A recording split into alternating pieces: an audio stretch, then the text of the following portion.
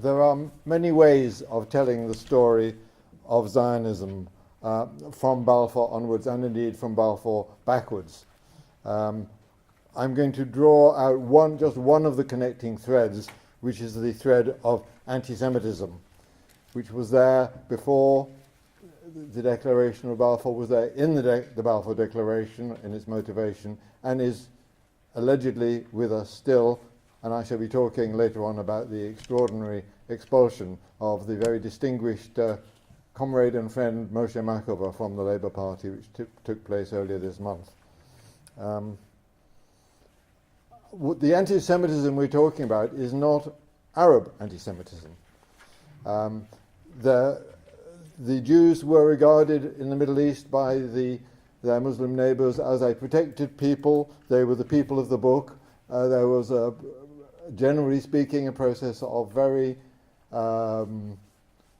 effective and uncontested coexistence between the Jewish and the minority and the larger Muslim majority. Anti-Semitism does exist now in the Middle East. It is a European import.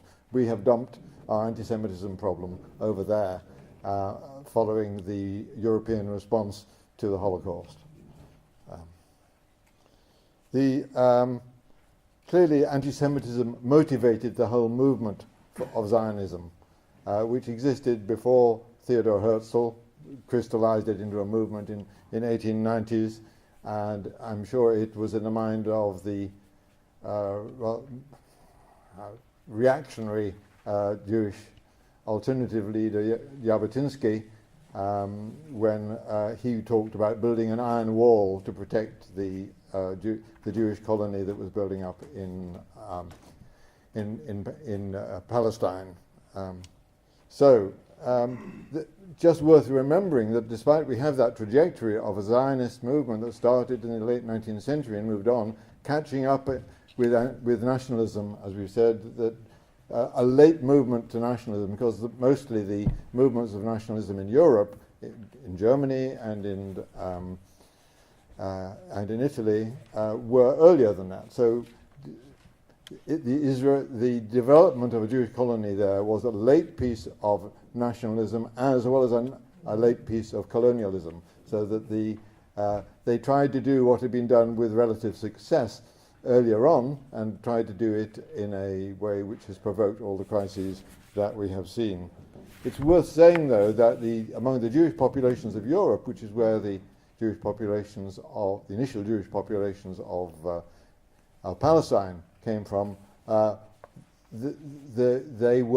Zionism was a minority tendency within the Jewish population. They were almost a fragment of the much bigger was the Jewish socialist movement, the Bund, which believed in socialism in the countries where the Jews lived, rather than giving up on them and deciding that the only alternative was to find somewhere else to live.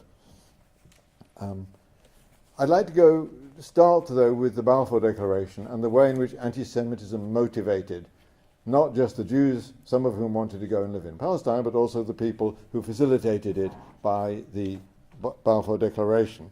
It's worth looking at the people involved.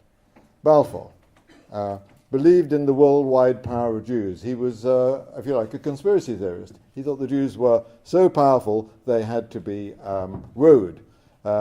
If we were going to get the United States to join the war, and with its very powerful Jewish population, then Britain needed to show a demonstration of to encourage the Jews to support the war effort in the United States and elsewhere around the world. He told Chaim Weizmann that he shared, in quotes, the anti-Semitic postulates of Cosima Wagner, who was one of Hitler's initial patrons. Wagner, of course, a famous name in the history of anti-Semitism. But the real architect of the Balfour Declaration was not Balfour, it was the Prime Minister, David Lloyd George, also an anti-Semite. He described Herbert Samuel, who's been mentioned now. Herbert Samuel was, as we've heard, he had been Home Secretary. He was to be the first High Commissioner in Palestine. He indeed, when Lloyd George eventually retired as leader of the Liberal Party, Herbert Samuel took over in the mid-1930s as leader of the British Liberal Party. And he Lloyd George described Herbert Samuel as, and I quote, a greedy, ambitious and grasping Jew with all the worst characteristics of his race. You don't say that sort of thing if you're a nice liberal. Well, he was a liberal, and maybe he was nice, but not in this particular respect. The principal cabinet opponent of the declaration, as has already been mentioned, was the only Jew in the cabinet, Edwin Montagu. He believed that Jews were honourable citizens of the countries in which they lived, patriotic, etc., and that was entirely appropriate. In other words, there was, I feel like, an assimilationist assumption that the way for the Jewish population was to become respected, which they were not initially, but respected parts of the population to which they had come as immigrants.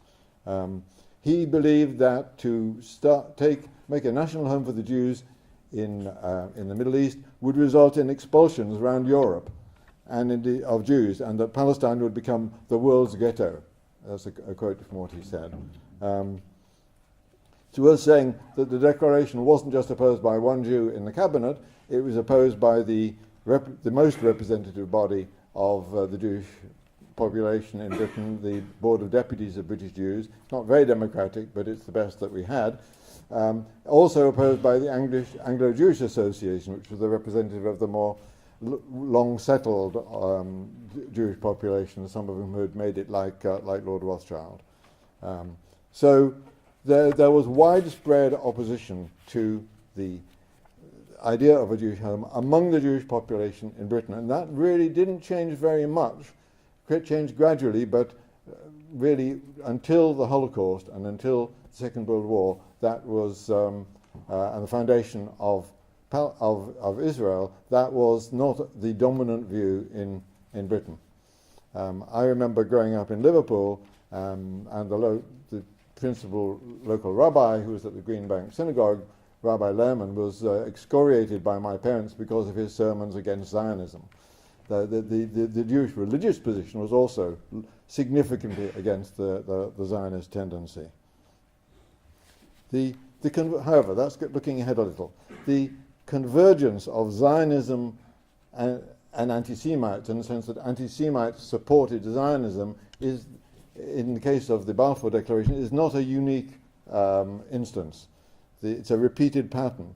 So you may remember that Ken Livingstone, for some very unfortunate or also inaccurate, but basically correct remarks that he made in an interview, was effectively suspended from the Labour Party for mentioning that the Jews, the Zionist movement at any rate, in the late 30s, and the Nazi regime in Germany made common cause.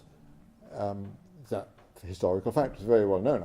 I must say I didn't know about it till Ken Livingstone stumbled and made this, and since then I've realized how widely known this is to historians, that there was a common interest. It didn't mean that Hitler was a Zionist or supported Zionism, but Hitler, at that stage, having not yet decided on the final solution, was keen to get as many Jews as possible out of Germany, and the Zionists were keen to get as many Jews as possible into Palestine for part of the settlement project. It's worth commenting on that, the Zionist prioritization there, because in the immediate run-up to war, after the Havar agreement ended, there were continuing Zionist efforts to get Jews out of Germany, and there was a proposal by Franklin Roosevelt, the President of the United States, to facilitate the movement of hundreds of thousands of Jews from Germany into the various parts of the Americas. That was squashed by the Zionist Federation. They campaigned against it and they stopped it. And they did so because they didn't want Jews going anywhere else other than Palestine. And every Jew that went to the Americas was potentially a Jew lost to the colonization project. So we have that collaboration, if you like, between anti-Semites and Jews and Zionists. There is, in this country, we not uncommonly now see members of the Zionist Federation demonstrating under the European Defence League flag. They make common cause against the Palestinians. I've seen that outside the Palestine Authority offices in Britain. So there is this among the most ardent supporters of Israel in this country and indeed around Europe are the most right-wing and reactionary parties. I think they see the Israel as making common cause with them in their main fight at the moment, which is with Islam and Muslims and immigrants and so on. Now, we see that this Ha'avara agreement between the Nazis and the Zionists has played a part also in Moshe Markover's expulsion from the Labour Party, but I'll come to that in a minute. Let's think about anti-Semitism. Oh, I should have mentioned Trump, because Donald Trump, the extreme example of a right-winger who associates with a whole covey of anti-Semites, but is really passionate for Israel. This is not an uncommon feature of the world that we live in, and it is paradoxical, but we have to get our mind around that. But if we take anti-Semitism historically, we find that it had a very real presence in Britain in the 1930s and before. The ingrained automatic assumption among the British upper classes throughout the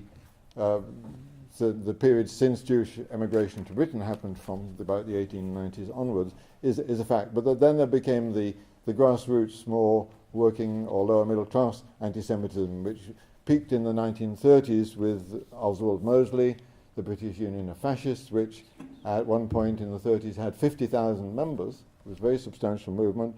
We have the the rallies in Olympia that Mosley held where Jewish protesters were savagely beaten up. Reminds you of what happened in some of Trump's rallies in the United States. We have the Cable Street defense in the 1930s. There was real anti-Semitism in this country, and my parents, growing up as they did, my father took his first job in about 1929, were extremely aware of that level of anti-Semitism. And then, of course, there came the Holocaust. And we are being asked to believe somehow by various forces, which we'll come to, not a conspiracy theory, it's all out in the open, that we have an anti-Semitism crisis now. But we have to keep this in perspective. There was an anti-Semitism crisis in this country. That sort of hatred has moved on largely to other targets. What we have now is nothing like the anti-Semitism, and yet there is an attempt to persuade us that this is one of the major social crises of our period. The effect, of course, of that 1930s period and of then the revelations of the Holocaust on people of my parents' generation was absolutely traumatic. And as with, I think, virtually every Jewish family, a whole side of my family was wiped out in the Holocaust. My father was a mathematician. He went to work in the German University of Göttingen in about 1930. He took his brother and they went to visit their family original home in Poland, and they hired a coach and took a bunch of relatives from one village to a bunch of relatives in another village, which they hadn't seen each other for 20 years, and there was a big party. When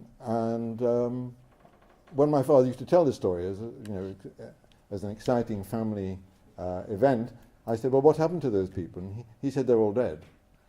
And I said, well, how do you know that? Did you try and find out?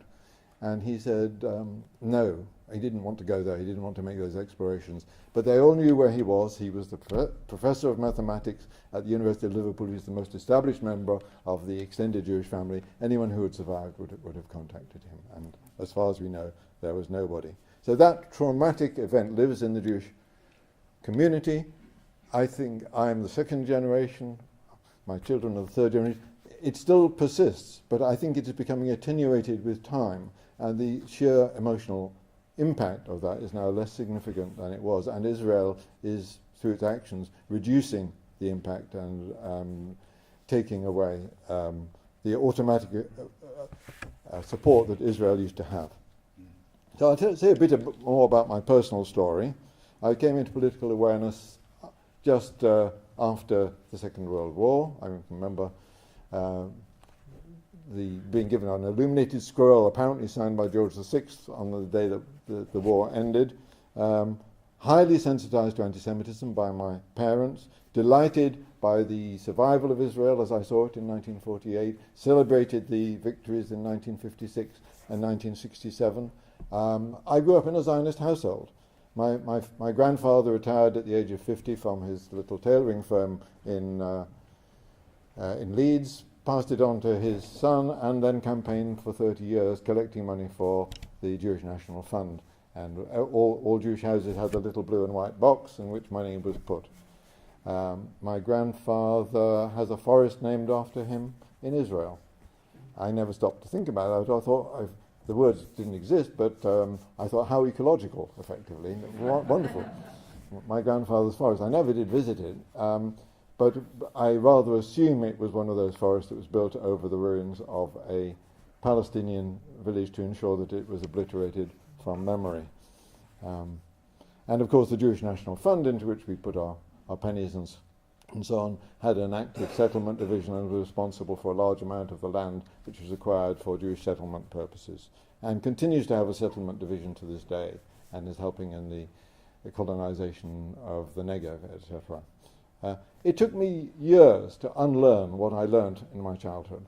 The Israelis were very persistent teachers. They taught me to unlearn that. And they taught my mother.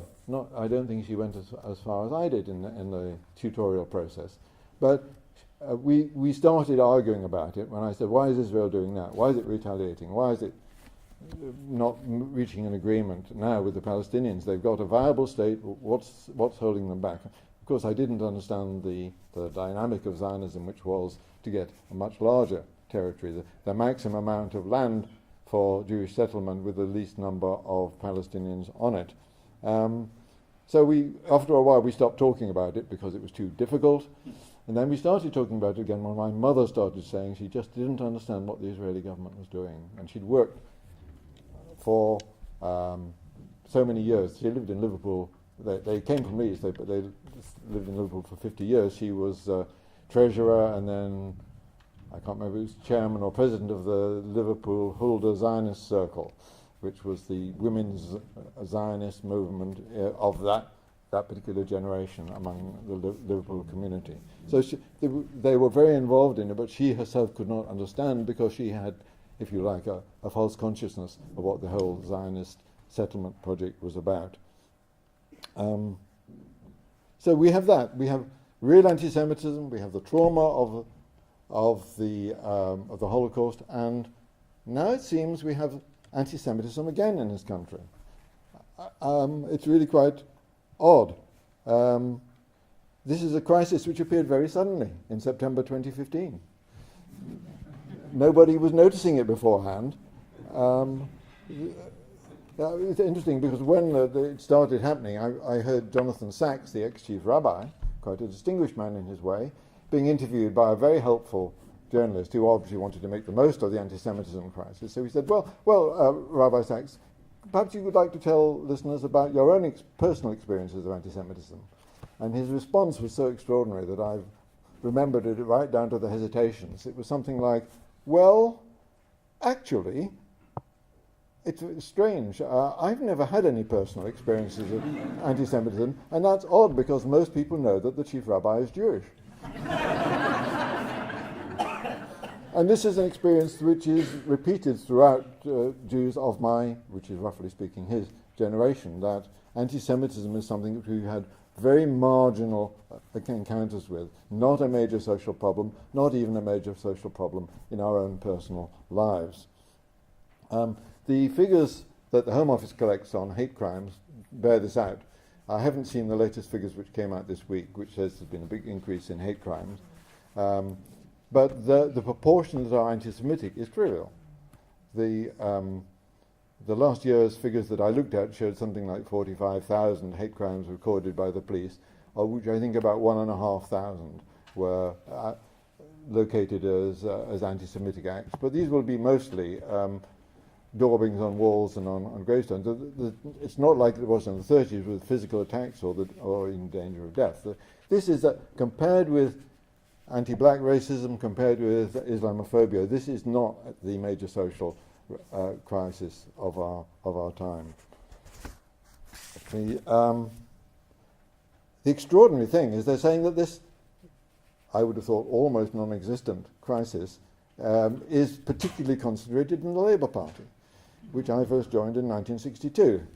I've been out of it a few times since, but I'm now back in it, and I was indeed one of my constituency's 3 delegates to the conference in Brighton last month. Now, the Labour Party is a progressive organisation. Lots of people with quite high-minded views tend to gravitate towards the Labour Party. Are we supposed to believe that somehow this party, above all, is infiltrated by vicious anti-Semites? Hard to believe, really. Of course, there are strong criticisms of Israel in the Labour Party, and some Jewish people will have responded to that in kind and argued fiercely for Israel.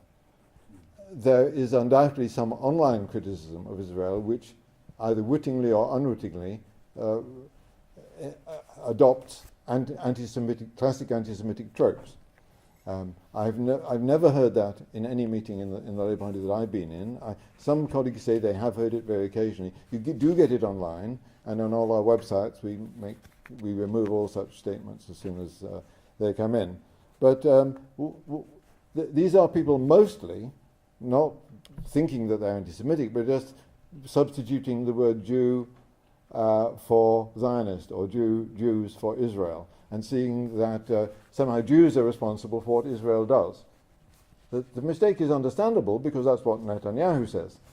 That's what all the main community organizations say. They say that the entire Jewish community of this country, indeed of the world, is right behind Israel in everything it does, so that the confusion is compounded. What I think is needed for those people, the great majority of those who make these errors of expression, is not expulsion or suspension. What they need is a process of education about the noxious historical tendency that they have accidentally latched onto, and I believe most of them will see that that was a mistake which they wouldn't wish to repeat. It is striking that most of the suspensions and expulsions that have taken place from the Labour Party are not for saying horrible things about Jews, but for saying horrible things about Israel. Most of the key suspensions are expulsions, and I would mention some of you will know the names: Tony Greenstein, Jackie Walker, and now Moshe Makava, are all Jewish. It's extraordinary that so many prominent Jewish supporters of the Labour Party should happen also to be anti-Semitic. I think it's different. I think it's actually the fact that Jews, like myself, who have perhaps been through some kind of exposure and even adoption of the Zionist perspective, feel particularly responsible for what's happening in Israel, and so disproportionately we have a presence in the pro-Palestine support movement. I'm chair of the British Committee for the Universities of Palestine, which promotes the academic boycott, and something like 40% of our members are Jewish. It's a committee, it's not a mass movement, but 40%. The proportion of Jews in the population is about 1/4 of 1%. The proportion of Jews among academics is not 40%. So that this is an extraordinary, if you like, voluntary movement of Jews saying we are not Zionists, and that's why because they are expressing forcefully their anti-Zionism, that they are getting into trouble. Now there's an explanation for why this is happening, and it is that there's been an attempt to conflate anti-Zionism and anti-Semitism.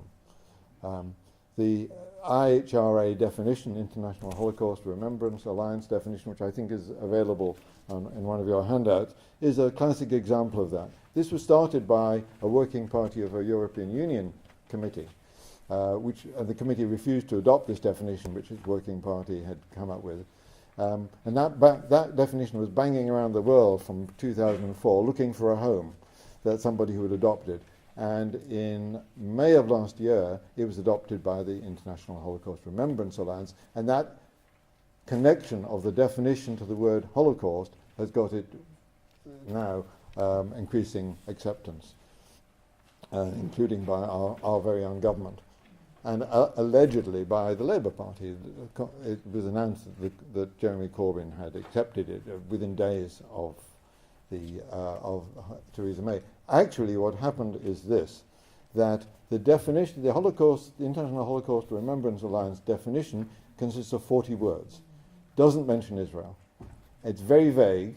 It's an almost deliberate vagueness. There on our sheet it says, negative feeling about Jews which may be expressed as hatred, but implicitly it might be expressed in other ways, and that's why they have the need for a whole page of explanation, including 11 illustrative examples of things that are prima facie cases of anti-Semitism, and 7 of which mention Israel. So it is, in my view, quite clearly a deliberate attempt to muddy the water from a clear definition of anti-Semitism, which everybody understood, into a vague one which needs interpretation and can be extended to cover anti-Zionism. And it's being used in an attempt to close down criticism of Israel. There was a rule change passed at the Labour Party conference, which was supported and indeed originally proposed by the Jewish Labour movement, which, despite its name, is not all Jewish and it's not all Labour Party members. They allow people in who are not Jewish and are not in the Labour. We don't know whether there are any people who are not Jewish and not in the Labour Party. It is possible.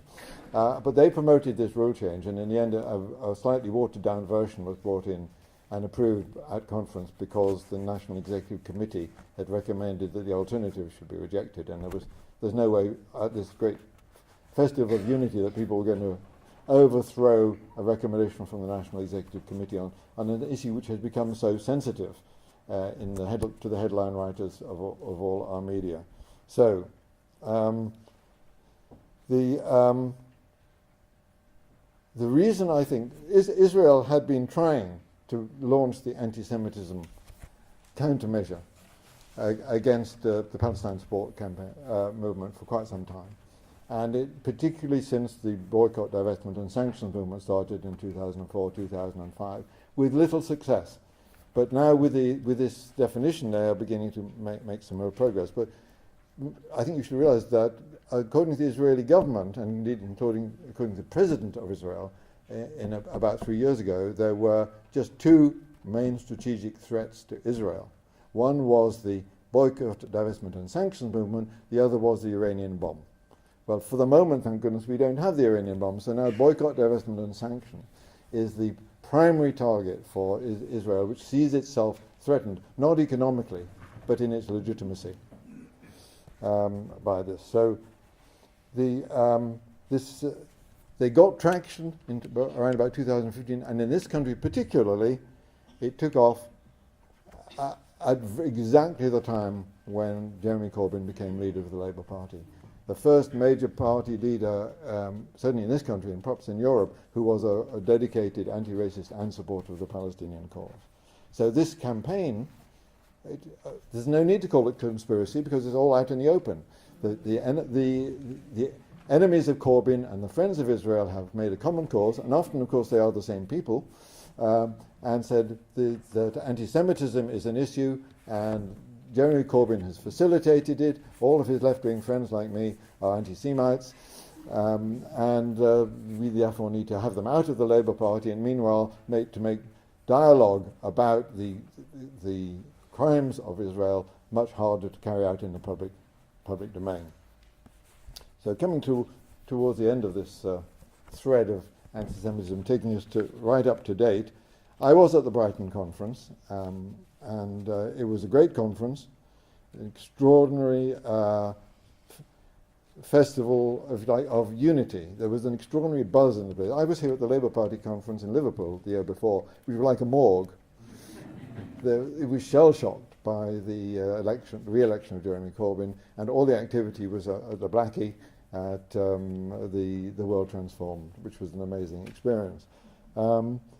Well, and Brighton, all that energy that had been at the Blackie moved into the conference, and it's an extraordinary young conference. Most of the speakers who spoke had never been at a conference before, had never spoken there before, and there was an amazing sense that we were moving. And then we have this extraordinary provocation. I'll give you the timescale.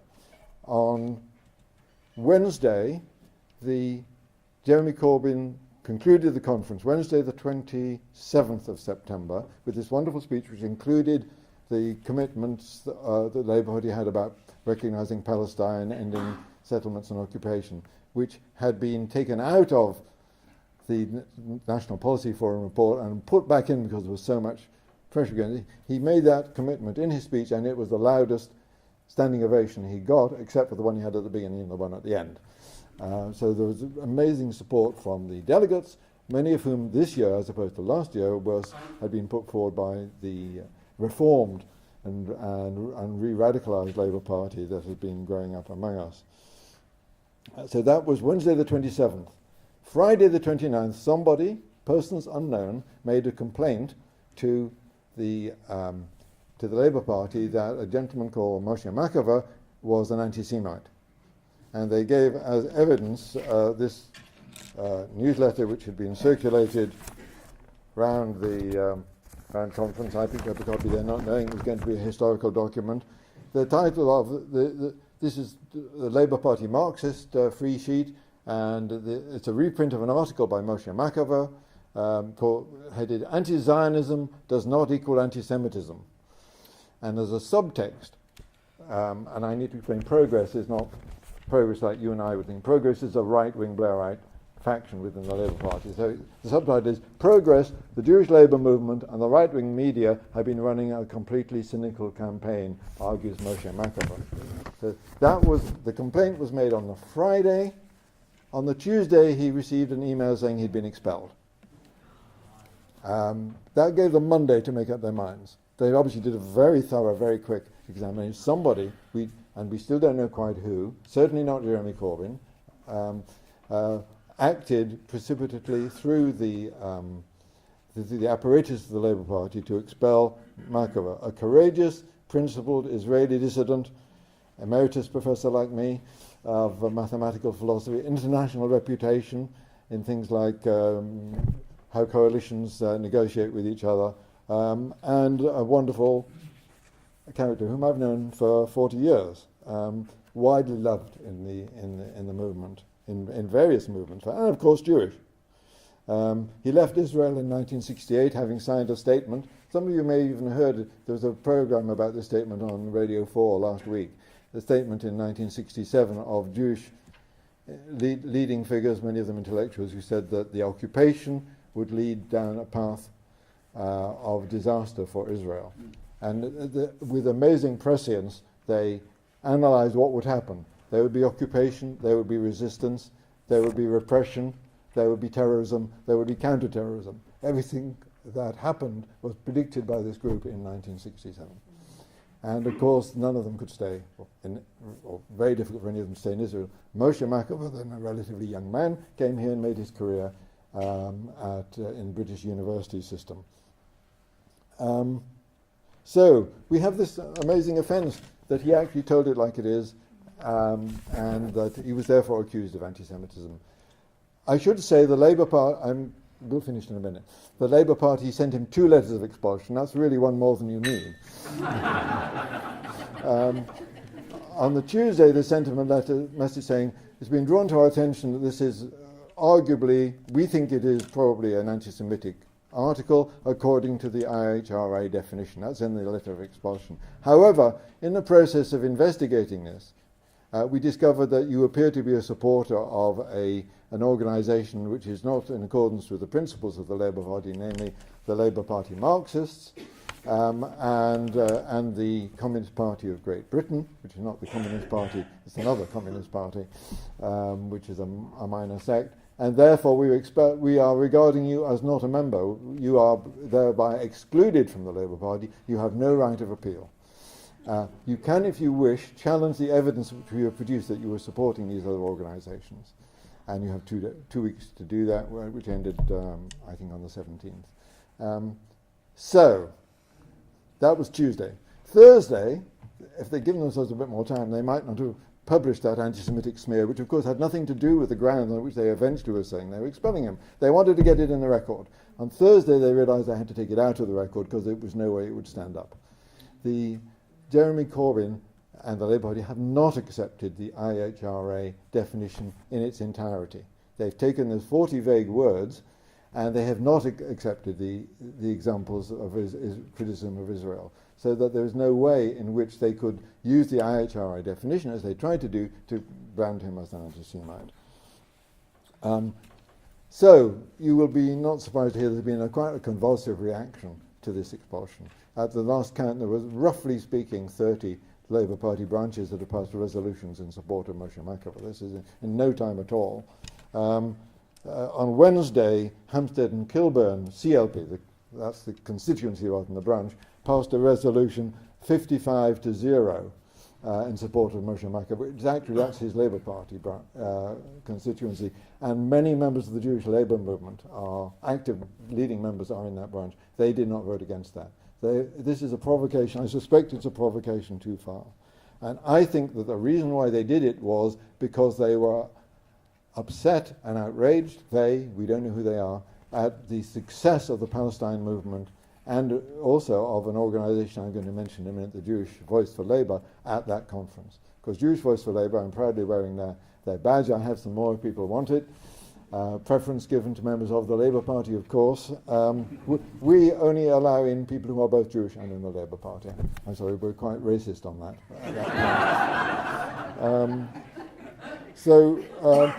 This is a Jewish voice against the moral panic on anti-Semitism. That's fundamentally why we came into existence. We had our launch meeting at the conference, and it was extraordinarily vibrant.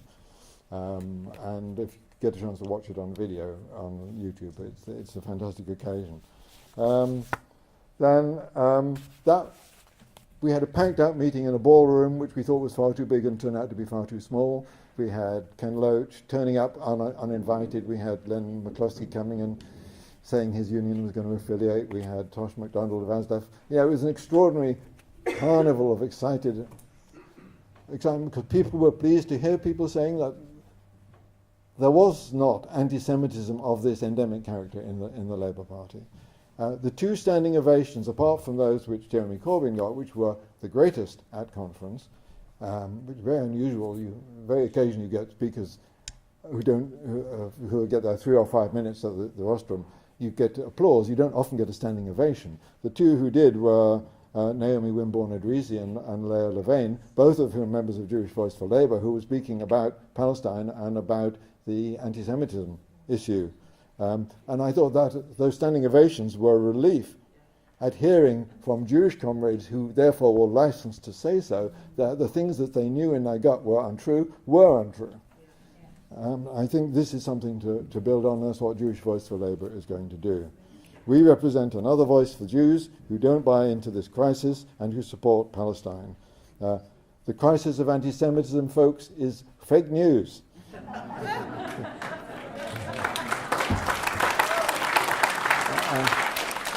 And the fact that the Friends of Israel are fighting so dirty is evidence indeed of the support and the advances that the Palestine movement is making. We have this extraordinary symmetry. In 1917, anti-Semitism helped launch Balfour and ultimately the State of Israel.